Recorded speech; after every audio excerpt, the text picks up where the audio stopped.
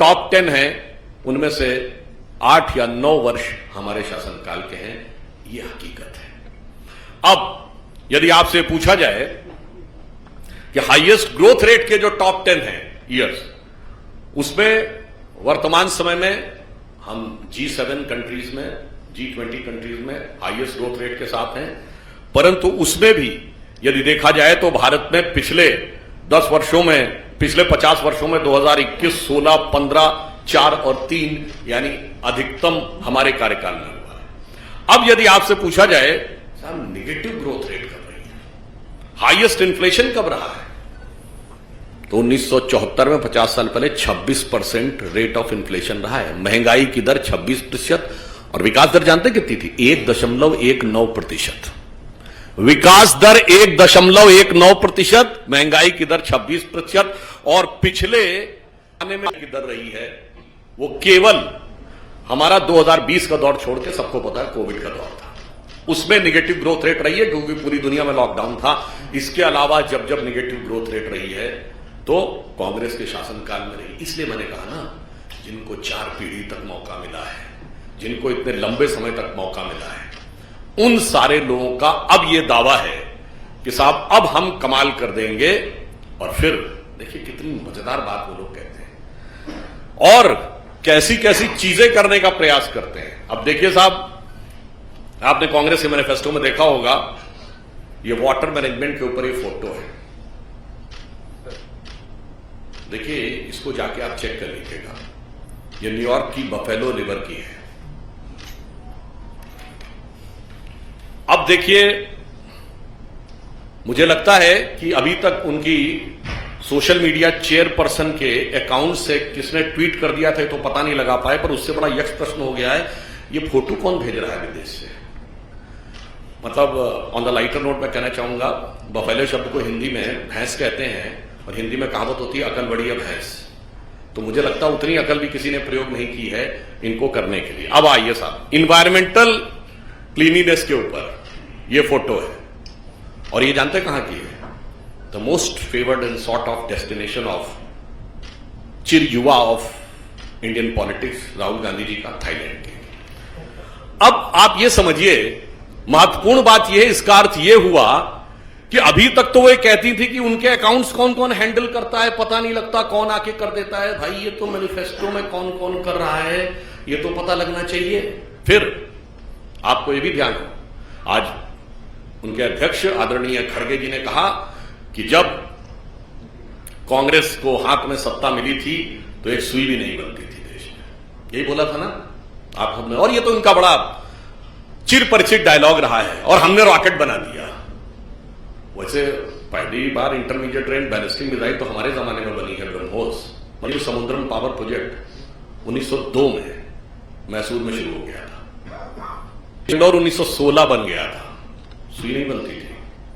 पहला डैम विश्वेश्वरैया जी ने मैसूर में बना दिया था आजादी से पहले। भारत में कुछ होता थोड़ी था। मिंटो आई हॉस्पिटल बन गया था बेंगलोर में, भारत का पहला नहीं दुनिया का पहला। इससे पहले हॉस्पिटल्स में आई डिपार्टमेंट होता था, मगर आई हॉस्पिटल पहला बना। कुछ होता थोड़ी था भारत में। अच्छा ये बताइए, सीवी रमन को नोबेल प्राइज मिल गया था 1930 में, मगर सारे पढ़ने के संस्थान तो नेहरू जी ने खोले थे, उसमें जाकर उन्होंने बना दिया था। दूसरी बात, वो चाइना और जापान की वॉर में मदद करने के लिए 1930-32 में डॉक्टरों का प्रतिनिधि मंडल लेके गए थे और हमारे विचार परिवार के संघ के संस्थापक डॉक्टर केशव राव बलीराम हेडगेवार डॉक्टरी पढ़ दिए थे 1920 में। मैं सिर्फ ये यथार्थ बनाना चाहता हूं, भारत की वायुसेना 1932 में बनी, मैंने सिर्फ ये बताने का प्रयास किया है। बहुत सारी चीजें उनको लीगेसी में मिली, यथार्थ क्या था ये बताना चाहता हूं। ये बताइए एयरलाइंस कब बनी थी? टाटा की एयरलाइंस। परंतु यही हम आपसे साफ बताना चाहते हैं कि जो हकीकत है और जो झूठ है उसका अंतर बहुत साफ है।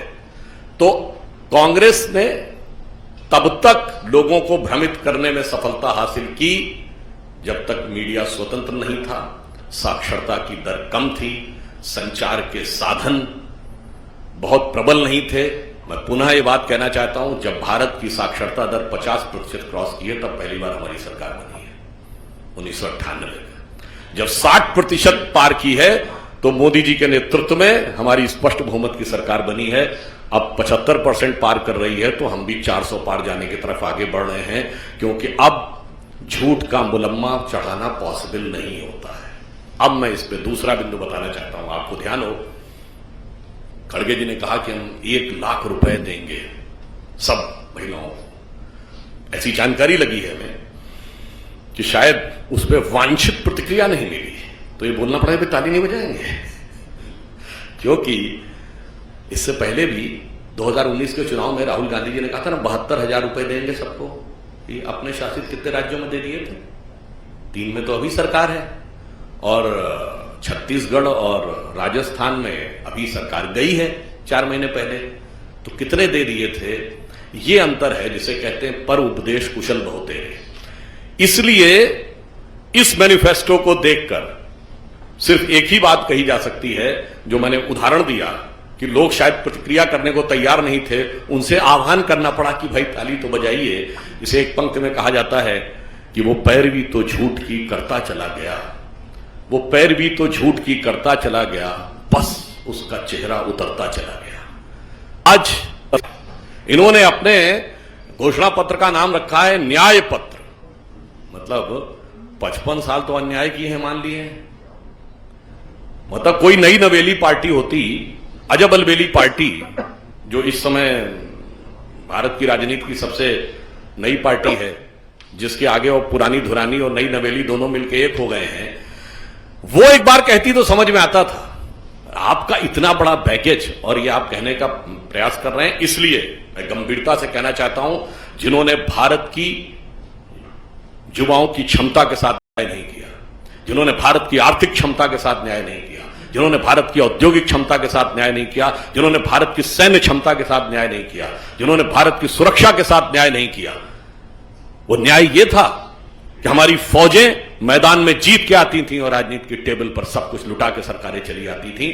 जैसे हम उस जमाने में एक नारा कहते थे कि फौज न हारी कौम न हार गई।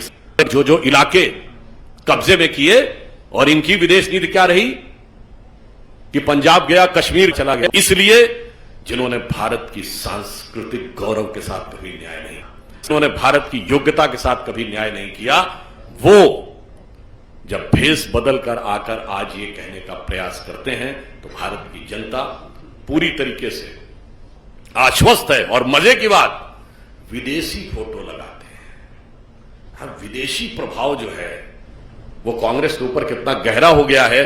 और यहां मैं पुनः ये पूछना चाहता हूं कि चूंकि वो अभी तक ये बता नहीं पाते हैं कि उनके अकाउंट्स कौन डील करता है और ये फोटोएं कहां से आती हैं, इसमें विषय ये नहीं है कि फोटो गलत लग गई है, विषय यह है कि फोटो विदेश की लग गई है।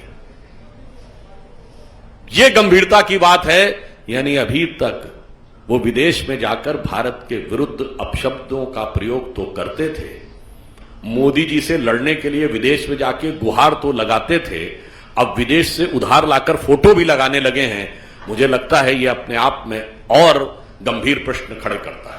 इसलिए हम स्पष्ट रूप से कहना चाहते हैं कि एक तरफ है हमारे प्रधानमंत्री श्री नरेंद्र मोदी जी के जांचे परखे खरे नेतृत्व में एकजुटता, श्रेष्ठता के साथ हर गरीब को न्याय देता हुआ, विकास के नए पथ पर ले जाता हुआ, सुरक्षा को सुदृढ़ करता हुआ और राष्ट्र के गौरव को बढ़ाने वाला एनडीए गठबंधन, और दूसरी तरफ आपसी अंतर्विरोधों से भरा हुआ, एक दूसरे के प्रति अविश्वास से भरा हुआ, केवल निजी स्वार्थ के आधार के ऊपर एक दूसरे को मात देने की भाव से आकर खड़े हुए, अपने अपने परिवार और भ्रष्टाचार को आने के लिए खड़े हुए भ्रम से भरा हुआ एक गठबंधन।